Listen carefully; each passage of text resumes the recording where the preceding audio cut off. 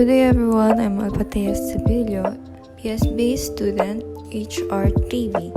I will show you a video presentation of the interview that I conduct with Mr. Alfie Bernal. He is the owner of the motor repair shop in San Roque, Navotas for 2 years. So yung first question po, paano nyo po na-maintain yung magandang quality ng product and service nyo po? Ganito kasi ginagawa namin. Tulad ng pag gumagawa kami ng motor, yung motor kasi tinuturing namin na parang amin.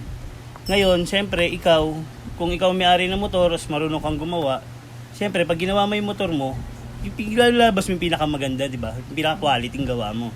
Ganun kami gumawa ng motor dito. So yung next po, ano po yung kadalasang problema na nararanasan nyo po sa para ma-maintain yung mataas na quality ng business?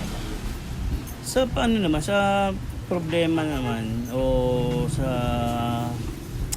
tawag dito sa ng motor, hindi naman namin masyadong hindi naman kami masyadong nagkakaproblema kasi unang-una kabisado na namin yung paggawa ng motor, tapos yung quality, ganoon nga tulad ng na sinabi ko kanina na yung motor na ginagawa namin, tinuturing namin para yung sa amin kami mismo quality yung ginagawa namin sa motor. Yung pangatlo po, paano nyo po na hinahandle or paano kayo nagre-respond sa mga feedback or reklamo ng mga customer nyo po? Sa feedback naman, pag nga natapos na namin yung motor niya, siyempre, ang ginagawa ko, hindi ako nagpo-post. Sila na lang mismo ang nagpo-post sa mga gawa namin, tapos na lang din sila doon kayo magpagawa kasi quality doon, mura na quality paggawa doon, sabi. Kaya namin minsan din nagpo-post ako, pero kadalasan mga customer talaga kasi natutuwa sila sa gawa namin.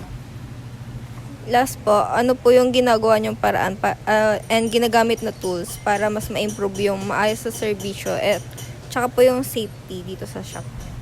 Yung tungkol sa mga tools, yan, tulad ngayon, di ba, yung mga motor ngayon, mga fuel injected na o FI na yung mga motor ngayon. Ngayon, ang ginagawa ko, bumibili ako ng mga tools para dun sa mga FI. Tulad nito, itong diagnostic tools na to, kahit mahal siya, kailangan mo siyang bilhin kasi kailangan yan ngayon, sa panahon ngayon, na paggawa ng mga motor. Tapos, sa mga tools naman, nag-i-improve din ako, doble-doble kasi marami rin kami rito gumagawa ng motor. Ngayon naman, doon naman sa sa safety, siyempre meron tayo dyan fire extinguisher, gano'n. Just lagi kong tinitignan din yung mga kasamahan ko bilang may-ari nga. Lagi ko silang tinitignan kung tama ba yung ginagawa nila o safe ba yung gagawin nila. Yun yung ginagawa. Okay na po. Thank you po, maraming salamat.